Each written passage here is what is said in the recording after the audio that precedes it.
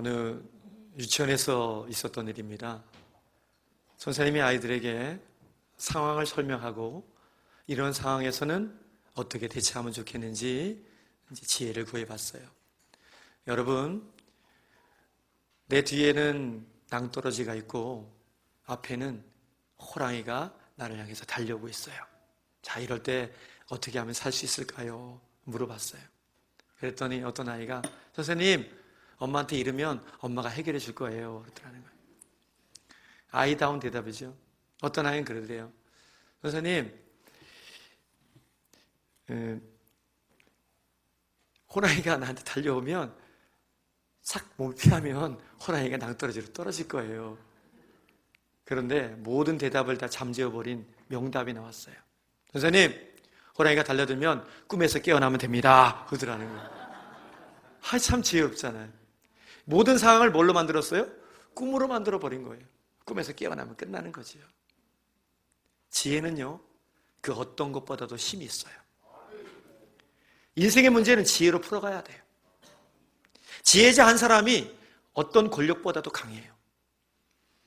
전도서 7장 19절에 보니까 지혜자를 성읍 가운데 있는 10명의 권력자들보다 더 능력이 있게 하느니라 그랬어요.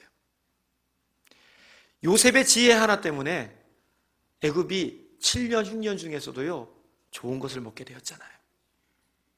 다니엘 한 사람의 지혜 때문에 꿈과 환상을 풀어나가게 됐어요. 우리는 이 시대를 지혜의 힘으로 살아가야 됩니다. 그래야 능력 있게 살 수 있음을 믿습니다. 만약에 지혜 반대말로 미련하게 살잖아요. 꼬이고 얽힌 문제는 오히려 더 꼬이고 얽히게 만들어요. 쉬운 문제도 오히려 어렵게 만들어버려요. 그런데 지혜가 있으니까 부도 명예도 따라오고요. 지혜가 있으니까 문제도 쉽게 해결해요. 오늘 말씀을 통해서 도대체 우리에게 있어야 될 지혜가 무엇인지 그 근본을 깨닫고 세상의 지식을 뛰어넘어서 지혜자로 힘있게 살아가는 믿음의 모든 식구들이 되기를 주님의 이름으로 축원합니다. 첫 번째 지혜는요, 하나님을 경외함이라는 거예요. 함께 우리 읽어보겠습니다. 시작. 본문 5절도 있습니다. 5절입니다. 시작.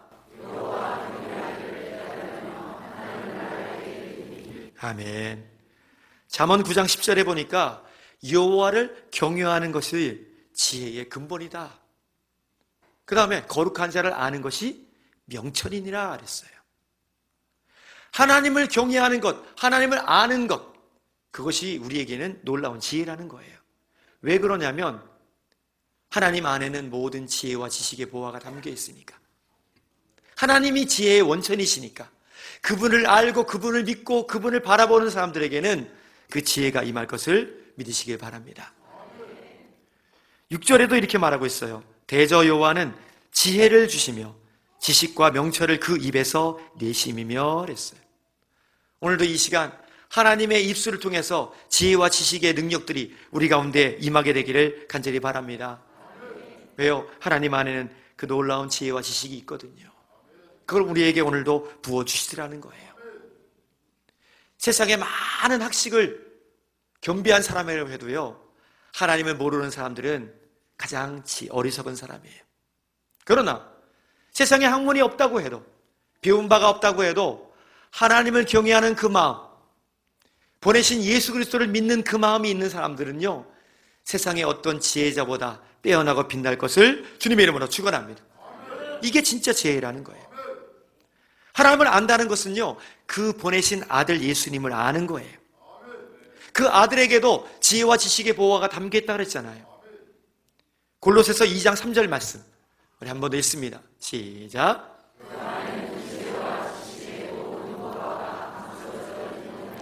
아멘. 그 안에, 예수님 안에는 지혜도 지식도 모든 보화도 감춰져 있다는 거예요. 왜요? 지혜의 원천이시니까. 그 지혜를 누구도 당할 수가 없어요. 예수님께서 12살 되던 해의 일이에요. 예수님의 유년 시절을 딱 한 번 기록합니다. 12살 때에 예루살렘으로 올라갔던 사건. 아주 중요한 사건이에요. 이스라엘의 남자들은 1년에 3번씩 절기가 되면 늘 예루살렘으로 올라가서 예배를 드려야 돼요. 예수님도 부모님을 따라서 예루살렘으로 예배하기에 오셨어요. 그리고는 예배를 드리고 이제 부모님과 함께 고향으로 내려가는데 부모님의 모습에 예수님이 안 보이는 거예요. 동행들하고 친족들하고 같이 가겠거니, 앞에 가겠거니 라고 여겼는데 안 보이는 거예요. 사흘 동안 찾아다녔어요. 그래서 다시 예루살렘으로 역으로 올라오셨어요, 부모님들이. 그런데 어디 계셨어요? 성전에 계셨어요. 아버지 집에 계신 거예요. 거기서 율법 교사들, 선생님들과 말씀을 서로 묻기도 하고 대답하기도 하는데 성경에 보니까 뭐라고 나오냐면 듣는 자가 다 그 지혜와 대답을 놀랍게 여기니라 그랬어요. 12살밖에 안 된 예수님이 어떻게 지혜롭게 말하니까 듣는 사람들이 그 지혜와 지식에 놀라서 함부로 말하는 사람이 없었다라고 말하고 있어요. 어떻게 이렇게 할 수 있었을까? 예수님이니까 그랬을까요? 그 이기 전에요, 예수님은 어려서부터 아버지의 말씀, 하나님의 말씀으로 묵상하며 하나님을 알아갔던 분이에요. 누구보다 하나님을 잘 알았던 분이에요. 그래서 예수님을 아는 것은 하나님을 아는 거고요, 하나님을 아는 것은 예수님을 아는 거예요. 예수님 안에는 그런 하나님을 아는 지식과 하나님을 경외하는 지혜가 차고 넘쳤어요. 미련한 사람은 하나님이 없다 그래요. 그러나 지혜로운 사람은 하나님의 아들 예수님을 믿습니다. 인생의 모든 문제를 내 스스로 해결할 수 없기에 지혜로운 주님, 예수 그리스도 앞에 우리의 문제를 맡겨드리고, 그래서 그 예수와 함께 영원한 생명을 누리는 사람이야말로 인생의 최고의 지혜자임을 믿으시기 바랍니다. 요한복음 17장 3절 말씀에 보니까 영생을 이렇게 말해주고 있어요. 영생은 곧 유일하신 참 하나님과 그가 보내신 자 예수 그리스도를 아는 것이니라. 하나님을 아는 것, 예수 그리스도를 믿는 것이야말로 우리에게는 영생이고 지혜임을 믿습니다. 철학 교수가 강을 건너기 위해서 예전에 이제 나룻배 사공이 이끌어가는 이 나룻배를 탔어요. 그리고는 세월을 따라서 흘러내려 갑니다. 잠잠히 두 사람이 침묵 가운데 있다가 철학 교수가 질문을 하는 거예요. 여보시오, 혹시 철학을 아시오? 그랬더니 사공이 나 같은 무지개가 무슨 철학을 알겠습니까? 모릅니다. 철학자가 말합니다. 당신은 인생의 4분의 1을 헛산 거요. 그리고는 또 침묵이 흐르고 가다가 또 한번 물어봐요. 여보시오, 그러면 성문학은 아시오? 저 같은 일자 무식이 성문학을 알 리가 있나요? 당신은 인생의 4분의 1을 헛산 거요. 또 물어봐요. 그러면 지리학을 아시오? 지리학도 모르지요. 하루 먹고 사는 사람이 무슨 지리학을 어떻게 합니까? 그러니까 당신은 인생의 4분의 1을 허비한 거예요. 헛산 거예요. 그러다가 배가요, 갑자기 급류에 휘말리면서 뒤집히기 일보 직전이 됐어요. 이제는 꼼짝없이 배가 뒤집히면서 물속으로 빠져들기 시작합니다. 그때 순간 사공이 물어봐요. 철학 교수님, 어떻게 수영 좀 할 줄 아십니까? 그랬더니 나 수영 못합니다. 그랬더니 당신은 인생을 헛산 거예요. 완전히 헛산 거예요. 이거 아니에요? 보세요. 인생의 철학과 지식을 아무리 겸비하면 뭐합니까? 지금 당장 수영을 해서 헤엄을 쳐서 빠져나와야 되는데 당장 죽게 생겼잖아요. 자기 앞가림도 못하고 있잖아요. 혹시 우리가 그러고 있지는 않습니까? 세상에 아무리 지혜롭고 지식이 있다고 해도 영혼을 준비하지 못하고 하나님 나라를 바라볼 수도 없고 이 순간의 구원을 못 누리니 영원히 죽을 인생이 누가 지혜롭습니까? 누가 지혜롭다고 말할 수 있겠어요? 예수를 붙잡는 인생, 하나님을 경험하는 인생, 그 예수를 구주로 영접하는 인생이야말로 인생의 가장 최고의 지혜자임을 믿고 그 주님만 붙잡고 살아가는 지혜자들 되기를 주님의 이름으로 축원합니다. 그리고 지혜는요, 구하며 찾아야 주신다는 거예요. 함께 읽어봅니다. 시작. 4절부터 5절 말씀도 있습니다. 시작.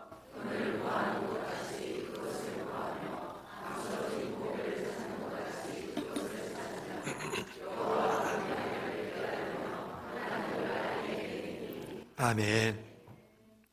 잠언은 솔로몬이 자신의 부친이었던 다윗에게 받았던 그 지혜의 말씀을, 훈계의 말씀을 자기 자식들에게 주기 위해서 쓴 그 지혜서입니다. 본문을 자세히 보시면 지혜를 의인화시키고 있어요. 사람 취급한다는 거예요. 구해라, 찾아봐라. 지혜를 의인화했다는 얘기는 뭐냐면 지혜는 멀리 있는 게 아니라 사람처럼 가까이 있다는 거예요. 멀리 있지 않다는 거예요. 지혜라는 것은 후천적으로 구하는 자에게 주시는 능력이에요. 본문에 보면 은을 구하는 것 같이 구해라. 우리 돈 달라 할 때 얼마나 간절히 구하죠? 감추어진 보배를 찾는 것처럼 찾아봐라. 우리 보물찾기 했던 것처럼 뒤지고 뒤지면서 찾는 것처럼 한번 그렇게 찾아봐라. 그럴 때 하나님이 지혜를 주신다는 거예요. 이거 약속이에요. 야고보서 1장 5절 말씀, 너희 중에 누구든지 지혜가 부족하거든 모든 사람에게 후히 주시고 꾸짖지 아니하시는 하나님께 구하라. 그래하면 주시리라. 우리는 돈은 구하고 건강도 구하고 사업의 번창도 구할 줄은 알아요. 그런데 지식은, 지혜는 구하는 사람이 없어요. 당장 눈앞에 있는 문제는 해결되기를 구하지만, 눈에 보이지 않지만 인생의 가장 중요한 능력인 지혜를 구하는 사람은 많지 않더라는 거예요. 구하면 주신다고 했는데도 구하지 않아요. 모두가 다 힘들다고만 말하지 지혜로 이 난관을 개쳐나갈 수 있도록 기도하는 사람은 없어요. 사명이 부담스러워서 힘들다고만 말하지 사명을 감당할 수 있는 힘을 달라고, 지혜를 달라고 구하는 사람들은 별로 많지 않아요. 그런데 지혜는 구하는 사람들의 것이에요. 구하는 사람들에게 하나님이 채워주실 것을 주님의 이름으로 축원합니다. 흔히 솔로몬을 지혜의 왕이라고 그러잖아요. 솔로몬은요 잠언을 3,000이나 말했고요, 노래를 1,005곡이나 지었어요. 뭐 놀라지도 않아? 이건 어마어마한 일입니다. 사실은 초목을 논하고 백향목을 논하고 저 담쟁이 넝쿨까지도, 우슬소까지도 논하는 사람이에요. 날짐승과 기는 짐승과 모든 새까지도, 물고기까지도 다방면에 탁월하게 말했던 사람이에요. 그러니까 솔로몬이 말하면 그것이 곧 지혜서가 될 정도로 말이지요. 솔로몬이 이렇게 지혜로울 수 있었던 이유가 뭔지 아세요? 그는 후천적으로 구했기 때문이에요. 구했기 때문이에요. 솔로몬이 몇 살의 왕이 된 줄 아세요? 21살의 왕이 됐어요. 선친이었던 다윗은 위대한 성군이잖아요. 그 다음을 바통을 이어받지 않으니까 너무 두려운 거예요. 그러니까 국사를 다 뒤로 제치워놓고 하나님 앞에 어린아이처럼 내가 예배함으로 영광 돌리겠다, 1,000번째로 영광을 돌렸어요. 수많은 날 짐승을 잡아 죽이고 또 잡아 죽이면서 온 마음 정성을 다해서 예배를 드렸어요. 그리고 그 꿈에 하나님이 나타나셨잖아요. 내가 네게 무엇을 줄고 너는 구하라. 솔로몬은 바로 그 즉시 종에게 듣는 마음을 주사 주의 종도를 재판하여 선악을 분별하게 하소서라고 구했어요. 이걸 지혜를 구한 거라는 거예요. 솔로몬은 통치자에게 있어야 될 군사력도, 돈도, 명예도 구하지 않았어요. 오직 뭐만 구했어요? 듣는 마음인 지혜만 구했어요. 지금까지 누구 하나 구한 사람이 없었어요, 성경에. 그런데 솔로몬은 그 지혜를 구했어요. 그러자 하나님이 그 소원이 마음에 맞으심으로 그에게 구하지 않았던 부귀도 영광도 그에게 허락하셨다는 거예요. 여러분, 지혜의 원천이신 하나님이 구하는 자에게 지혜를 주신다고 하는데 누가 뭐라 그럴 사람이 있겠어요? 오늘도 이 시간 구하는 자에게 하나님은 배나 넘치도록 지혜를 주실 것을 주님의 이름으로 축원합니다. 주시는 거예요. 주부에게 필요한 지혜가 있고요, 회사원, 우리 아비들에게 지혜한 필요가 있고요, 그 다음에 자녀들에게 필요한 지혜가 있는 거예요. 그 지혜를 한번 구해보세요. 이분 아시나요? 원종수 박사님. 너는 내 것이라. 예전에 이분이 간증으로 정말 유명했던 분이거든요. 저분 간증 책이 있는데 저 책에 보면 원종수 박사님이 6살 때 아버님이 돌아가셨어요. 그러니까 어린 나이에, 저분이 이제 지금 70에 가까워요. 어린 나이에 그 어머니하고 먹고 살기가 너무 힘들어요. 추워서 얼어 죽느니 굶주려서 아사돼서 죽느니 뭐 둘 중에 하나라는 거지. 매달리는 거 하나밖에 없으니까 어머님이 매일 새벽을 1시간 30분 거리에 있는 교회를 새벽 기도를 드리고 철야 기도를 하고 오신대요. 저번에 얘기에 의하면 어머님이 새벽에 그 겨울에도요, 그 눈바람 날리면서도 기도하고 오시고요, 아이들 사남매 딱 누워있으면요, 한 명 한 명 그 찬손으로 안수를 하고 기도를 해주신대요. 그게 그렇게 기억이 난대요. 그러던 어느 날 그 집에 지나가던 대전신학교를 졸업한 어느 윤 전사람이라는 분이 이 집이 기도해야 산다고, 성령의 능력을 받아야 구원받는다고 그 얘기를 하신 거예요. 그러니까 우리 집이 살려면 성령의 능력을 받아야겠구나. 내가 죽으면은 천국 가야 되는데 굶어 죽든 뭐 추워 죽든 죽기는 마찬가지지만 기도해보자. 그리고는 원정수가 이제 엄마 따라서 기도하러 간 거예요. 2달 동안 새벽이고 밤이고 말이에요. 사람들이 방언받기 위해서도 막 기도해 줬나 봐요. 그 당시에 죄가 토해지고 눈물이 막 쏟아지면서 은혜를 경험했어요. 기도하고 나왔는데 모든 것이 아름다워 보이더래요. 맞는 말이에요. 그렇게 열심으로 기도하는데 철야 기도를 하다가 잠이 들었는데 하나님이 꿈속에 나타나셨더래요. 그 음성을 들려주시더래요. 종수야, 종수야. 사람의 소리가 아니라 세미한 소리인데 아주 분명하게도 확실한 소리들이에요. 깜짝 놀랐대. 너가 그렇게 기도를 열심히 하는데 내가 너에게 뭘 해줄까? 그러더래요. 그 순간 하나님 돈 주세요 하고 돈자가 나오려다가 주일학교에서 선생님이 솔로몬이 하나님이 원하실 때에 지혜를 구해서 돈도 명예도 얻었다, 그 얘기가 번뜩 생각나길래 돈 하다가 하나님 지혜를 주세요. 그런데 돈도 잊지 말아주세요. 그랬다는 거예요.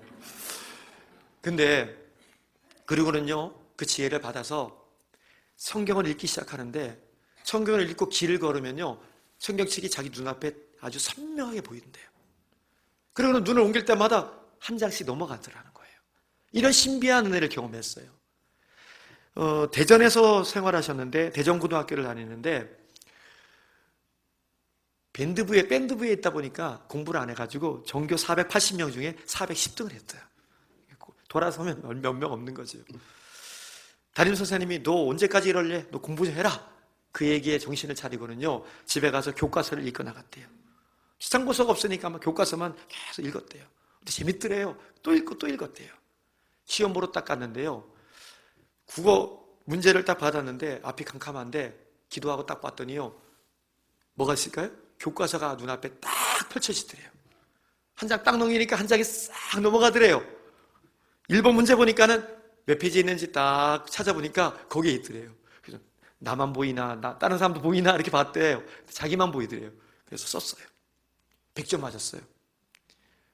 그 다음에 뭐 국사도 100점, 뭐 100점, 다 100점 맞는데 문제는 영어는 영어책을 아무리 뒤져도 이게 지문하고 똑같은 게 안 나오더래요. 그래서 30점밖에 못 맞았대요. 물리하고. 그런데 졸업할 때는요, 수석으로 졸업했어요. 그리고 서울대학교 의과대에 들어갔는데 역시 수석으로 졸업했어요. 전국 의사고시를 치렀는데 수석으로 합격을 했어요. 신학대열 들어갑니다. 미국의 디트로이트에 있는 암 전문병원 의사가 돼요. 유명한 의사가 됩니다.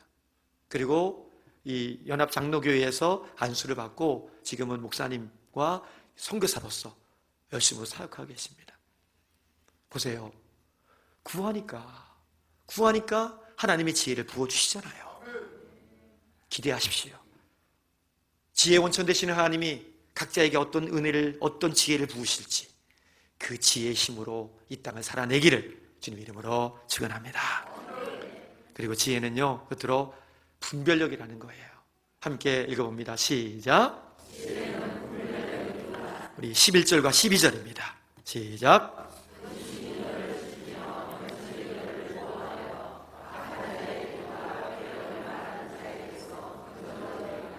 아멘.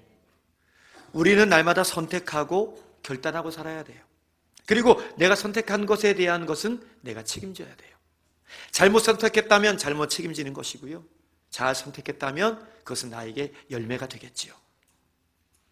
지혜는 잘 선택할 수 있는 분별력을 줍니다. 지혜가 있으면 선택에 탁월할 수밖에 없는 거예요. 악을 선택하지 않아요. 의를 선택하는 거지요. 잘못된 길로 가지 않아요. 그러다 보니까 본문에서 지혜가 우리를 보호해준다, 지혜가 우리를 건져낸다라고 말하고 있는 거예요. 왜요? 탁월하게 선택하니까 악한 길로 갈 수 없는 거예요. 악인으로 빠질 수 없는 것이죠. 솔로몬은 하나님께 지혜를 구하면서 듣는 마음을 종에게 주사 주의 백성을 재판할 수 있는 선악을 분별하는 마음을 달라 그랬어요. 분별력을 달라 그랬어요. 중요한 게 분별이에요. 여러분, 우리는 눈을 뜨면서도 분별하고 살아야 돼요. 무엇이 선인지 무엇이 악인지. 양과 염소가 어울려 살아가고 있는 이 땅, 빛과 어둠이 공존하는 이 땅, 선한 목자와 싹군 목자가 공존하는 이 땅, 전통과 이단이 구분이 안 가는 이 땅 속에서 우리는 살고 있잖아요. 그럴 때 하늘의 지혜로 선택하고 분별하여서 악한 것에 빠지는 인생이 아니라 하나님의 영광을 드러내는 분명한 인생을 살게 되기를 간절히 바랍니다. 열왕기하 3장에 보면 솔로몬의 아주 분명한 선택이, 아주 탁월한 선택이 나오잖아요. 두 여인이 아이를 가지고 왔어요. 한 여인이 말합니다. 왕이시여, 저 여자와 내가 한 집에서 살고 있고 다른 누구는 없습니다. 제가 먼저 아이를 낳았고 사흘 후에 저 여인이 아이를 낳았습니다. 동시에 아이를 키우고 있는데 어느 날 일어나 보니까 내가 젖먹이려고 보니까 죽은 아이가 내 품에 있는 겁니다. 내 아이는 저 여인의 품에 있던 거지요. 저 여인이 간밤에 자다가 아이를 압사시킨 다음에 깨어나서 보니까 죽은 아이를 제 아이와 바꾸치게 하고 말았습니다. 임금님, 재판해 주세요. 그랬더니 이 다른 여인이 아닙니다. 저 산 아이가 제 아이고 죽은 아이가 저 여자의 아이입니다. 아닙니다. 저 아이가 내 아이고 죽은 아이가 저 여자의 아이입니다. 서로 싸우고 있어요. 솔로몬이 재판을 하지요. 칼을 가져와라. 이 사나이가 두 아이의 아이라고 말하니까 이 아이를 반으로 쪼개라. 반으로 나눠서 각각에게 나눠줘라. 그랬더니 한 여인이 슬피 울면서 가슴이 통곡하여 찢어지면서 아니라고, 죽이지 말아달라고 해요. 그런데 한 여인은 뭐라고 말합니까? 아니라고, 반으로 나눠서 분명하게 쪼개달라고, 나눠달라고 말해요. 누구의 아이입니까? 이 여자의 아이. 눈물로 호소했던 그 여자의 아이예요. 솔로몬이 이렇게 분별할 수 있었던 것, 누군지 분간할 수 없는 시대 속에서 분별할 수 있었던 이유는 뭐냐면 그에게 지혜가 있었기 때문이에요. 오늘 우리도 이 지혜 가지고서 악을 분별하고 선을 분별하고 하나님의 말씀을 분별하고 도대체 나를 향한 하나님의 뜻이 무엇인지 시대를 분별하고 하나님의 뜻을 분별하고 살아갈 수 있는 믿음의 종들이 되기를 간절히 바랍니다. 내비게이터 선교회를 창시하신 우리 도슨 트로트맨 이런 얘기를 했어요. 90%는 진리고 10%는 거짓인 것하고 10%는 진리이고 90%는 거짓인 것 중에서 어느 것이 더 위험할까? 여러분 구분할 수 있겠습니까? 전자일까요? 후자일까요? 시작. 잠자요? 그냥? 전자가 더 위험한 거예요. 다수가 다 진리라고 보면요, 다 진리로 알아요. 그런데 그 10%가 거짓인 거, 이거 발견하기 어려운 거예요. 지혜로 분간하십시오. 지혜밖에는 답이 없어요. 이 땅에 얼마나 많은 이단들이 넘보고 있는지 몰라요. 얼마나 많은 하나님의 뜻이 벗어던지고 내 뜻으로 살았는지 몰라요. 이제 좀 분간하세요. 내 뜻인지 하나님의 뜻인지, 이 사람이 양인지 염소인지 빛인지 어둠인지 싹군인지 참목자인지 주신 지혜로 시대까지도 분별해 나갈 수 있는 믿음의 종들 되기를 바랍니다. 사랑하는 교회 여러분, 이 시대 속에는 지혜의 힘이 필요합니다. 여전히 영생을 모르고 한 치 앞도 모르는 인생 가운데 죽어 나가는 인생이 얼마나 많은지 몰라요. 아들 예수 그리스도를 믿는 것이야말로 이 땅에서 가장 지혜로운 사람이에요. 그리고 그때마다 지혜를 구해보세요. 그때마다 채워주시고 그때마다 열으셔서 지혜자로 살 것을 믿습니다. 그리고 이 시대를 제발 분별하여서 시대의 흐름에 짝하여 사는 인생이 아니라 거룩한 분별력을 가지고 지혜를 가지고 힘 있게 살아내는 모두가 되기를 간절히 바랍니다. 기도드리겠습니다.